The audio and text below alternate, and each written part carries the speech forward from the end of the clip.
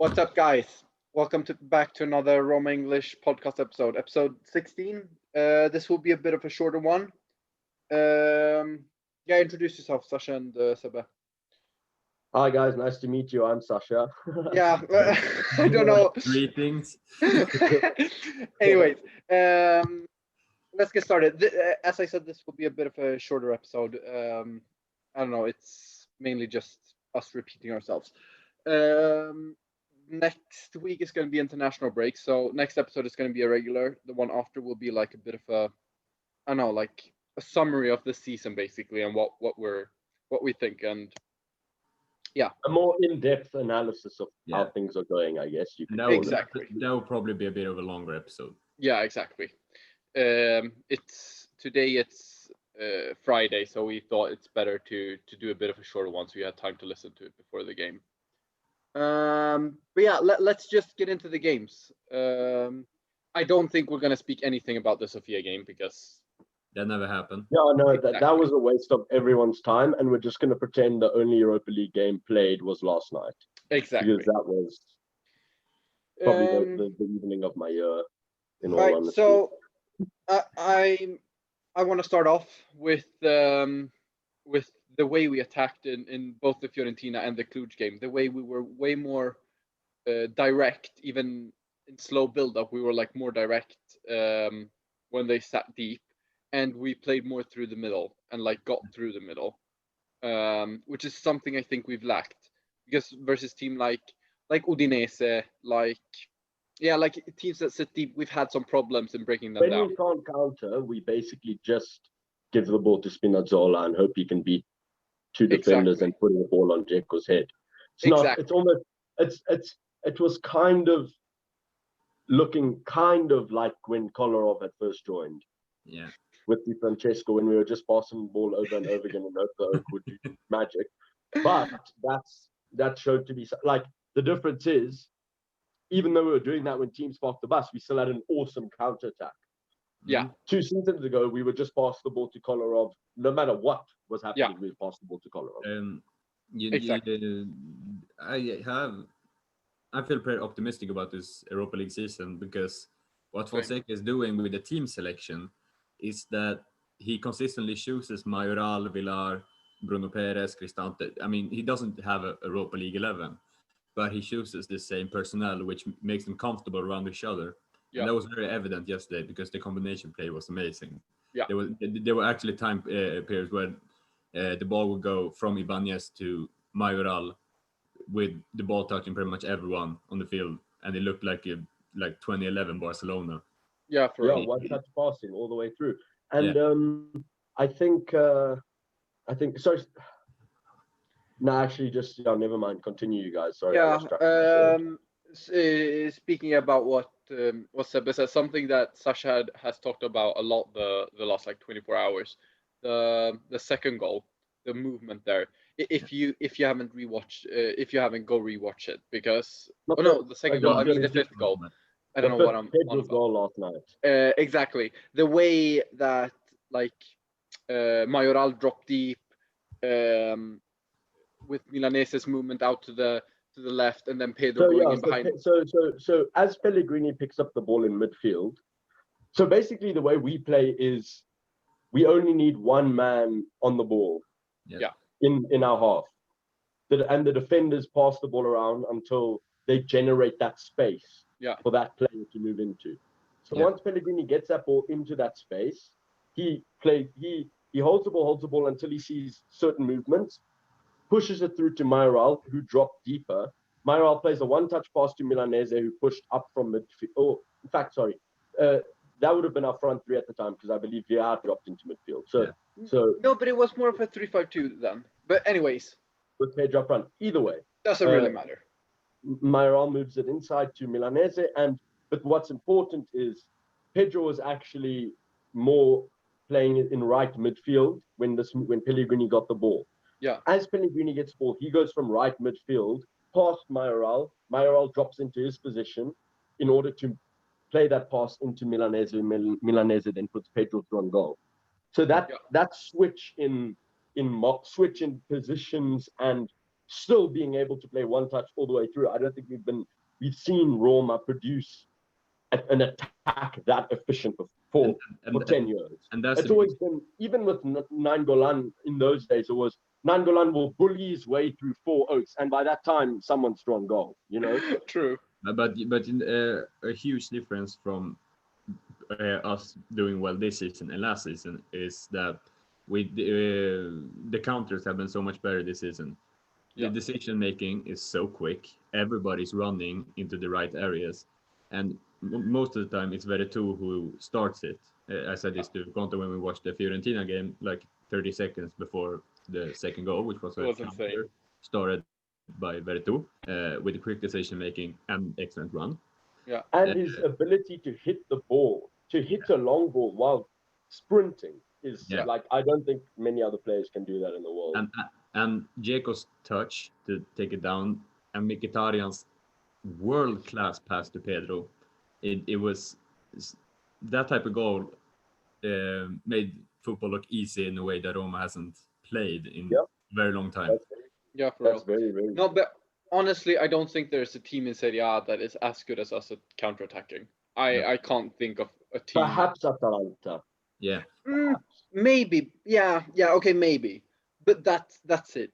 I don't even think Sassuolo. And they are one of the best attacks in Europe. Exactly. And the fact that we managed to get these counters starts with the amazing defense.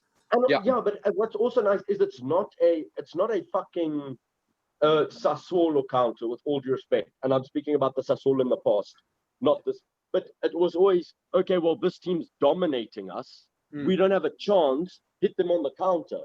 Yeah. The way Roma play is, we're going to force you to let us counter. Exactly. And you're not even going to realize that's what we're doing. This team, like how Juve played with Allegri. Yes. But with far more tactical evidence in the build-up play. And the thing is that this team plays with 60% possession and still gets 5 counters every game. How do you have 60% possession and still generate 2-on-2s and all of this is while playing a good defense, so it's not like it doesn't just show up by chance. Can I tell you what creates this difference and why Roma were never capable of it before? Because Fazio and Manolas are garbage. Yeah. When you have defenders that can hold the ball and pass well, that's how you generate these counters. Yeah. Smalling, I don't understand that, man. Smalling played a pass, I promise you, through 8 defenders last night, through the entire team, to our wingers. Well, that's not like a Roma have a great ball play. But Smalling has now even possessed to the point where he's a great ball playing centre back. And Smalling is supposed to be the one with the least hand on the ball. Be the worst, and he's better than Manolas.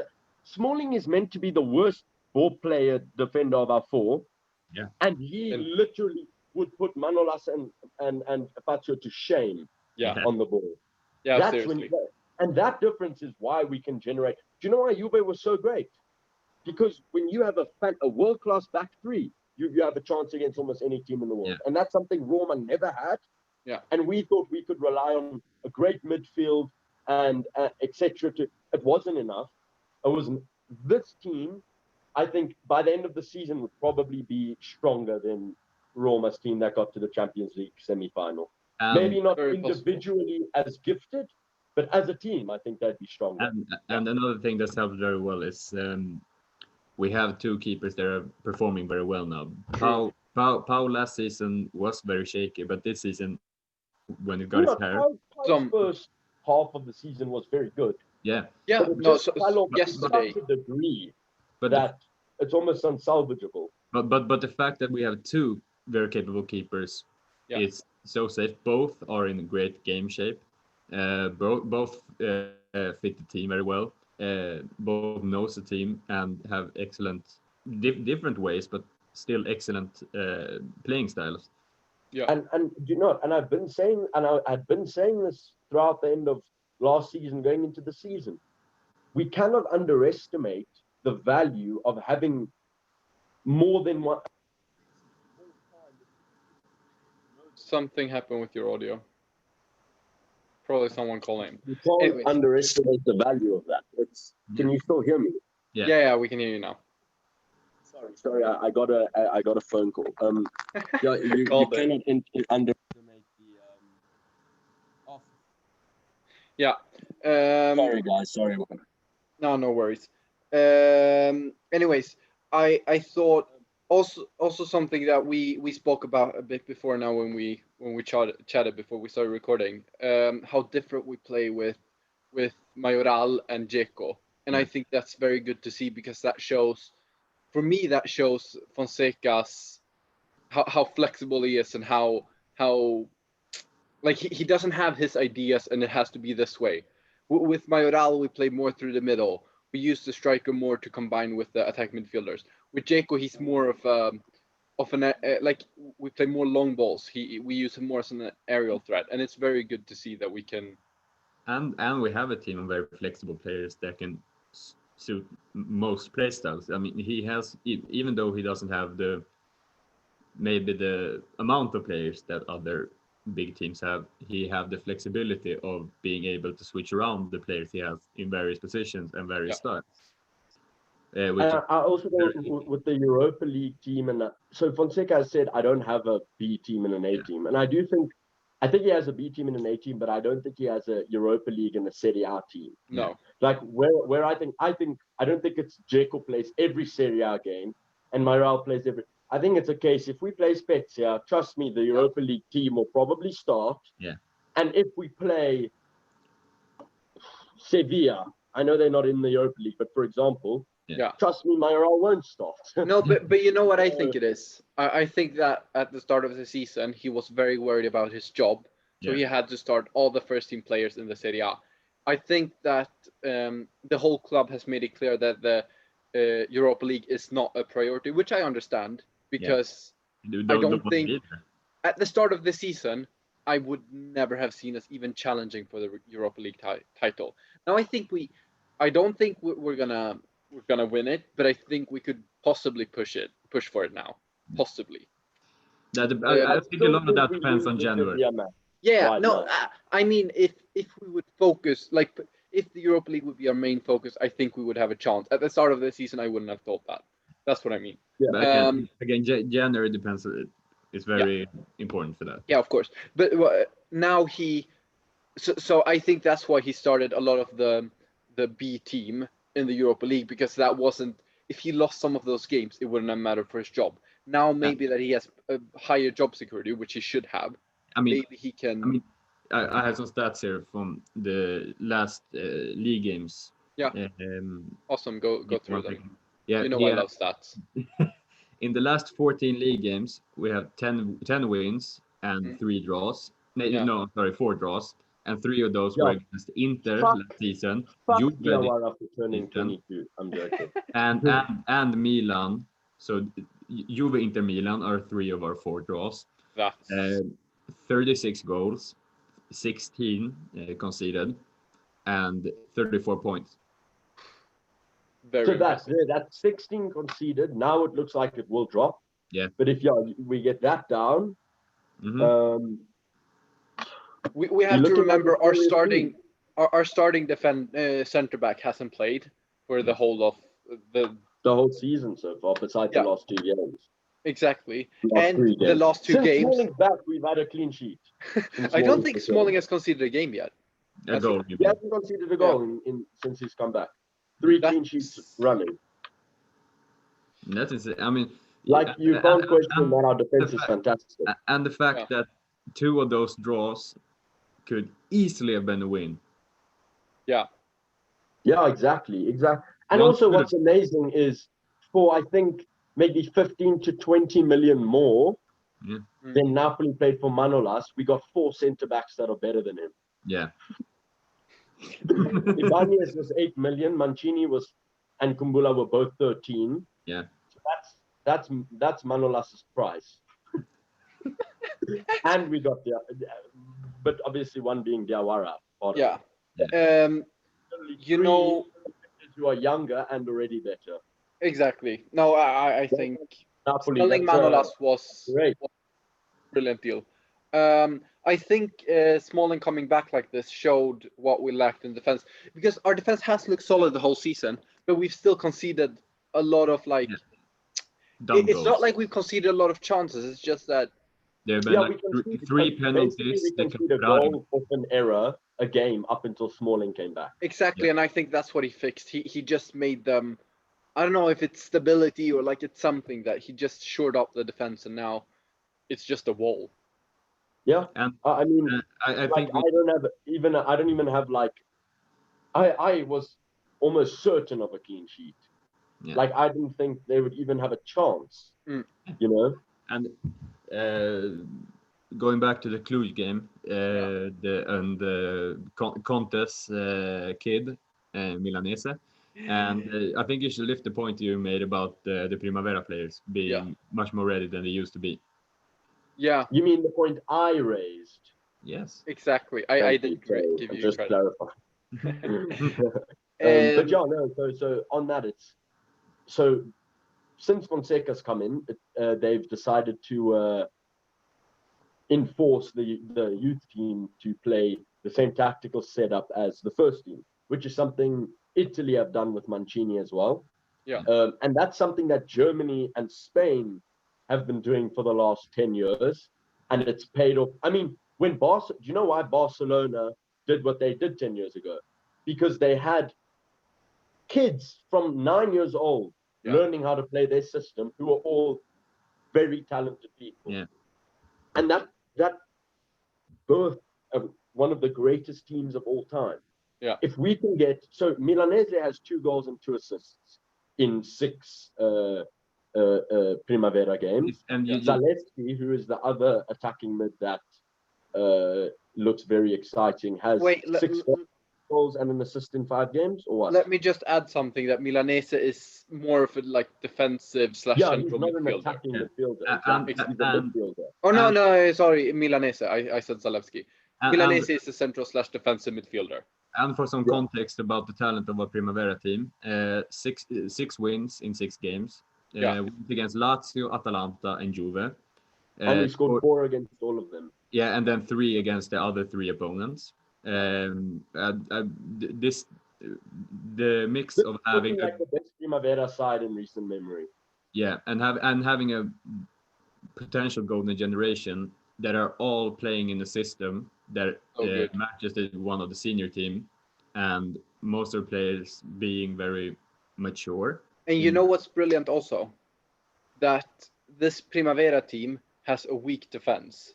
So we don't have young defensive talent from the Primavera, but we have Kumbula, Mancini, Ibanez, so it's fine. And the attacking talent we need. And it's very good that the team defensive talent in Calaffiori that we needed from the Primavera. That too. And the teams seem to have a pretty good connection as well. Last game against Juve, we saw both Dzeko and Mayoral watching the Primavera game, and the whole team. It just seems for once that the whole of Rome is working together. Yeah, exactly. And I like the way where you have Totti and De Rossi thinking, well, we need to do this. Then you have Pallotta, no, but to win, I need to first sell our best 4 players, guys, and then maybe we can talk about it. Like, that's not how, like, I don't know. I feel like Pallotta was perfect in every single, like, Friedkin have every single positive thing that Pallotta had. Yeah. And then they're also not idiots. Yeah. They also understand that you need, they understand the factors that are conducive to winning on the field. Yeah. And the most important thing to any successful, not football team, any successful venture in life is that all the parts and all the components are working towards one vision and one mission.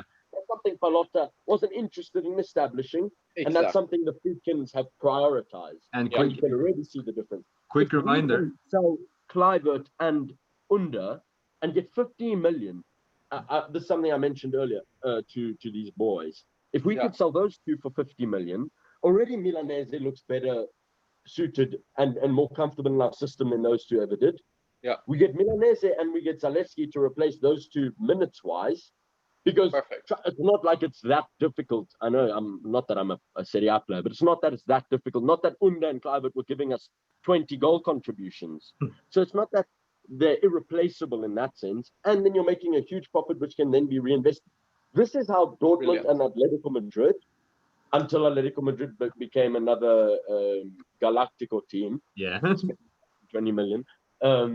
But this is how they operated, and this is what brought them such great success. And it's so impressive that the Friedkins came in August. It's November, and it's already been such a massive change. Exactly. And this is still year 0, boys. Yeah. And you know what I really like? I feel bad that De Rossi and Totti never had the pleasure of playing for this ownership. Yeah. You know what I also really like? 21-year-old Totti, not named Zaniolo, imagine. Oof. Yeah, I'm just saying, this is the first time in a long time that Roma fans are being spoiled. Yeah. No, see, like, this is the first time I have ever, because I started supporting this club after, or like really following this club, I should say, after Palotta came in, because I was too young before to understand anything really. And this is the first time I've actually seen a real, like, some organization, and like we have a common goal. And it's, you know what I really like? How Fonseca is calling up all the big Primavera talents. Yeah. Darboa has been on the bench. Calafiori has obviously been on the bench, but even before he was even, like, people were even talking about starting him, he was on the bench. Zalewski, Milanese, podcast dude, Podgoriano. Like, but everyone is. I want to know, under Di Francesco, what Primavera players sat on the bench? Riccardi. Yeah. Riccardi, that's it, eh? That's it. Probably, yeah. No, and he was the special talent. Yeah. Maybe the other dude, the defensive midfielder. I can't remember his name right now. Bove. Oh, he was our captain. No. He left like 2 years ago on loan, and now he left on loan again. But anyways, him. But it is. Chervo has also been called up, right? True, Chervo has been on the bench too. And Providence. There was this arrogance that Primavera plays for Roma. They can't. Exactly. And it actually, the Primavera is like a sacred thing for Roma fans and for the club. It's part of our identity. The tradition of Romanistas coming through the youth academy and playing for the first team is, you call it in Roma, put that in Roma's trophy cabinet, as other fans like to do. But that is, honestly, like, you laugh, but that is something that's very special to us. Yeah. And that's something that almost, aside from Pellegrini, had dried up in the last 10 years. And so I actually said nice to see it coming back into the fold like this. I said this on Twitter. Us Roma fans, we have, like, we're kind of expecting not to win too many trophies, and like we know it's not going to happen. So like we need some. Shut up, Seba. we need something else to be. You have edited that tweet very much. but this was what I said to some Juve fan that was joking about our trophy cabinet. But like, no, seriously, like we need something else to be hyped about. We need to put pride in guys like Totti and De Rossi, because we don't have any trophies to be proud about. And you know what? Like, they can say, "Oh, we've won Scudetto," but who is Frabotta? What is that? He's their token young player. Enjoy him. That's fine if that's what makes you happy. Right? Exactly. Rather than watching Frabotta's away, that's just it. But it's different. It is different. Yeah. I think the fan bases will never be able to understand each other, because it is so different. And they think, like, I don't know, like when Roma score, I feel like the love of how they feel when they win a title. I mean, like, you know, you never won a title, but I feel the same level of love from different things. Yeah. You know, and the same level of happiness from different things. And if we won a title, obviously, I would enjoy that as much. But we're getting sidetracked now anyway. Yeah, I was going to say, do we want to talk a bit more about some performances? Should we start with the negative ones? And then we can get into the more positive ones, so we end on a high, kind of. Okay, Conte, you can start with Cristante. Go ahead. Yeah, for me, it's mainly Villar and Cristante who had negative performances. Because the Fiorentina had a negative performance. No, but like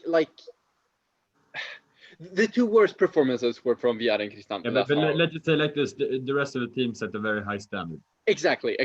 They weren't bad. And I do think Villar was still better than Fazio.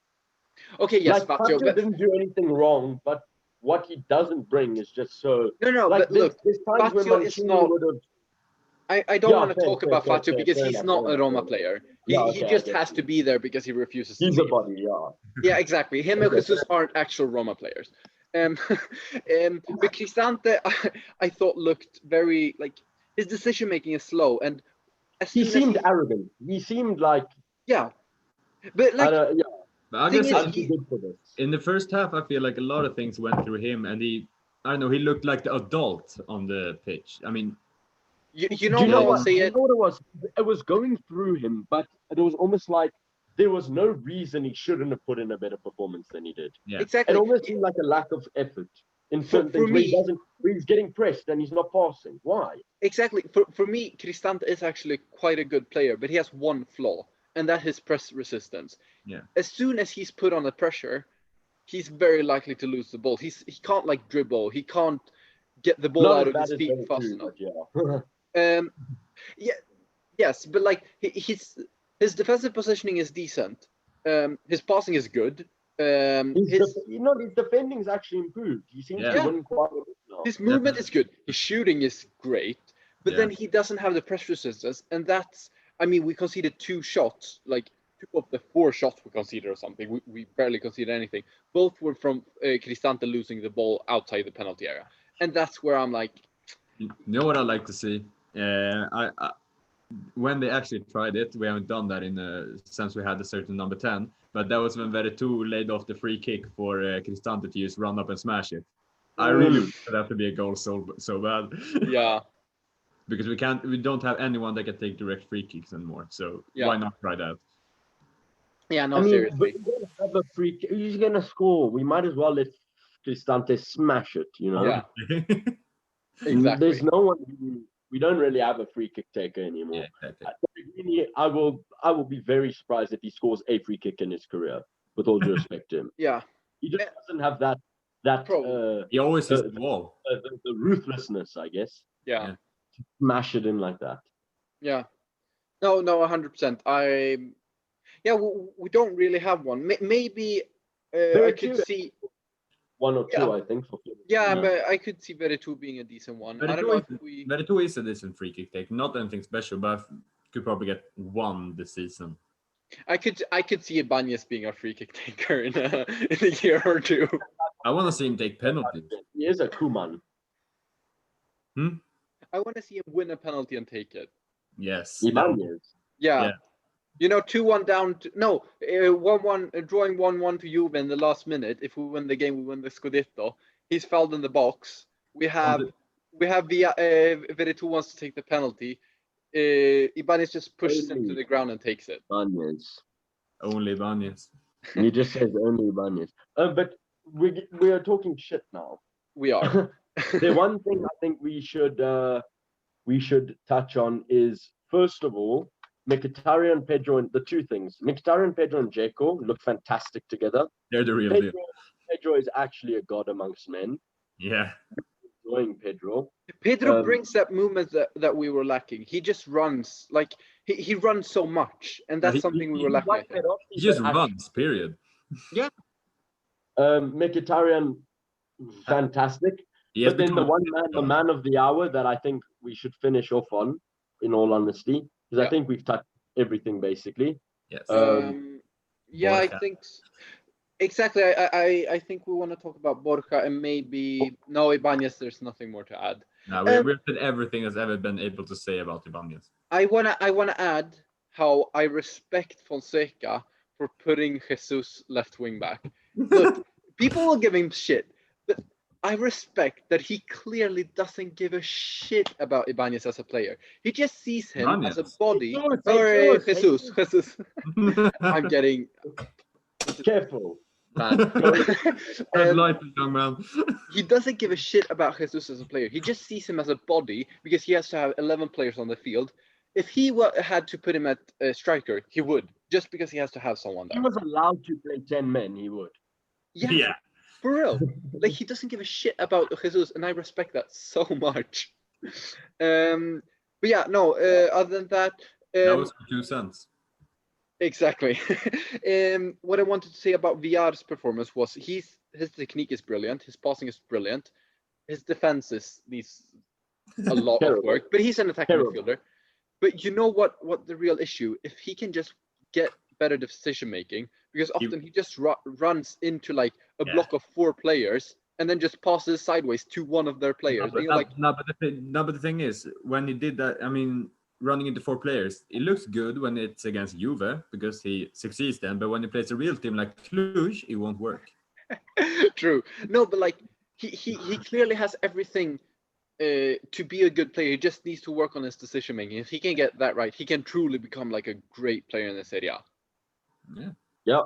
Like truly. And honestly, I think if you can bring the likes of a Milanese into the team, then and he's actually becomes as good as he looks.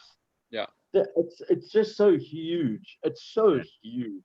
Yeah. For the team, because it just takes out to get a player that could be as good as Milanese looks costs you 10-15 million at least. Yeah. And that's so important for a club that's struggling financially the way Roma are right now. Yeah. So I think that shift is crucial. Plus Valencia. If you have the likes of Villar for 4 million, Milanese backing up the midfield, the normal midfield 4 of Pellegrini, Veretout, Bryan, and Diawara. Yeah.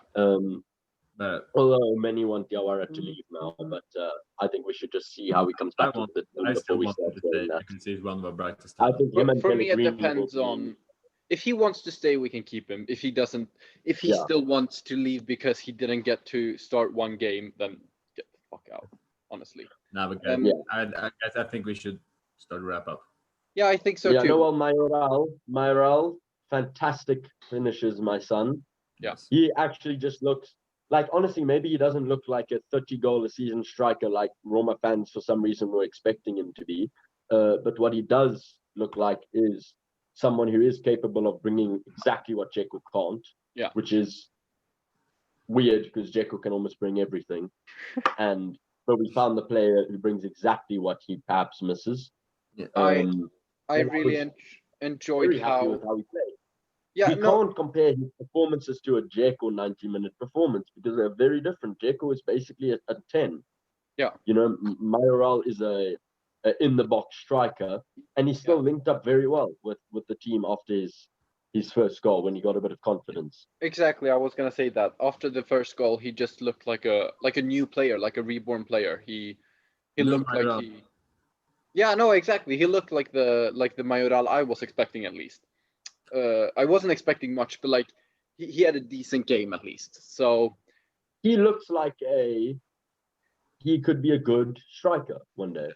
Like we didn't sign the heir to 40-goal season Dzeko, but we've signed a good striker who I think could get 13 goals, 14, 15 goals a season. Yeah. And it's for only 15 million. I'm sorry, but 13, 14 goal strikers don't come for 15 million at the age of 23, 22. Yeah. They don't. Oh, exactly. So you're paying 40, 50 in that case. Yeah. No, I'm... Piontek. Look at what Piontek went for. Tell me you'd rather have right now. Who? Exactly. Does he still exist? Exactly. I have no idea where he is now. Is he still I think he's on the bench in Hertha Berlin. The new Monza. I don't know if I knew you guys back then. I can't remember. But I was saying constantly when Milan signed him, I was like, he's gonna flop. He's a one-season wonder. Anyways, I think I didn't, but no, but to me it was just too obvious. He just scored everything. Guys, I wanted it to succeed because Pau was just too good of a celebration. Yeah, it was a sick celebration. Very sick celebration. I really wanted Roma to get him actually. I never did. I never did. In retrospect, yeah. We're good. We're good. But guys, before we leave, let's just say a big rest in peace for in the coming years for Derby della Capitale because last will be in B, and we won't play them. Yeah, maybe we should explain what's going on. So And basically, also rest in peace to, I can't remember his name now, the actor who passed away this week. I was gonna say I forgot his name too. Yeah. GG. Yeah, GG. I have to find his name now. Gigi Proietti, of course. Anyways, yes, rest in peace. Very, very, very sad news about the Lazio thing. Yeah, he was a lifelong Roma fan and Rome-born and everything. About the Lazio thing, what's going on is that basically, first they had Immobile, Leiva, and Strakosha. Yeah. It tested positive for COVID in their game versus, I can't remember who it was, Samp? No, Bruges, I think. No, the game before that. Anyways, the league game. Then they had a Champions League game, which was versus Bruges, where they played. No, they didn't play against Bruges. Oh no, right. Sorry. Yeah, my mistake. Yeah, they tested positive versus Bruges, then negative in the league game. So they played in the league game. Against At least Torino. Immobile played. The others. Okay, it was against Torino. Immobile got subbed in, scored the penalty, which led to their comeback. Exactly. And then in the next game against what was it, Zenit in the Champions League? Maybe they tested positive again. Exactly. So no, send them out. Send them to Serie B. Exactly. It's just Lotito, you fucking scum. Man endangering the whole of Italy for his fucking stupid. But imagine actually risking your club's future to get Immobile on the field. Yeah. No, but guys. I still think Immobile a great striker. I want to say something though. In the words of Simone Inzaghi, I think there's going to be a great season. We are promising our signings. I want to say something though, that I have heard that there are different criteria in the Champions League Corona tests and the Serie A. I don't know if this is true. If this is true, that is fucking stupid. I was gonna say if that is true, something is very wrong with the Serie A. If that isn't true, something is very wrong with the Serie A because it's fucking corrupt. So either way, the situation is embarrassing. Have fucking 3 cases per week in Serie A. Yeah, true. We have like the most in the. I don't see any other team having this many cases. But Roma don't. Roma don't. We just have these two who will never get positive again, apparently. Will never be negative again. Let's say we have gotten very lucky. Yeah. When it comes to yeah, I guess so. But also, perhaps our players are just more professional. Also, the thing is, Calafiori must be so upset. Would have started all these games, wouldn't he? He had to see Juan Jesus play his position in the Europa League. Shame. But I think we can wrap it up. I don't think we have too much. Fantastic for Roma at the moment, and I think if we win our next 3 league games, we are contenders. Yeah, perhaps we are contenders. No joke. I don't see we have 3 world-class attackers. We actually do. At the end of the day, we doubted them purely because of age. Yeah. And clearly that's not an issue. Therefore, they are top attackers, all 3 of them. Our midfield is looking better and better, and our defense is great. I don't see why, and I'm not saying right now, but I don't see why if we win our next 3 games, why we can't be in that conversation. You know what? We'll have a longer debate about this in the transfer or in the season summary, whatever. But yes, we're our future is looking very bright. Not in our future, our present, the near future is looking very bright even, and the far future even brighter. So we have a lot to be excited. We might actually be paying 5 million to United, boys.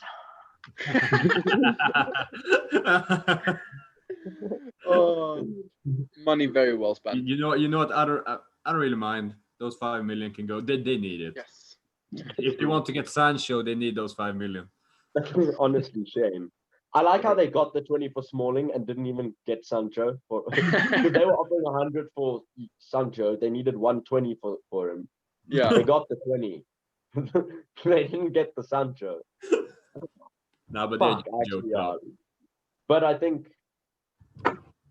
boys. Yeah, I think we're gonna wrap up. Don't have too much more to talk about. So yeah, if you want to hear more about the Primavera, I posted like a video about what our Primavera looks like. So go check it out if you're interested. If not. Tough promotion.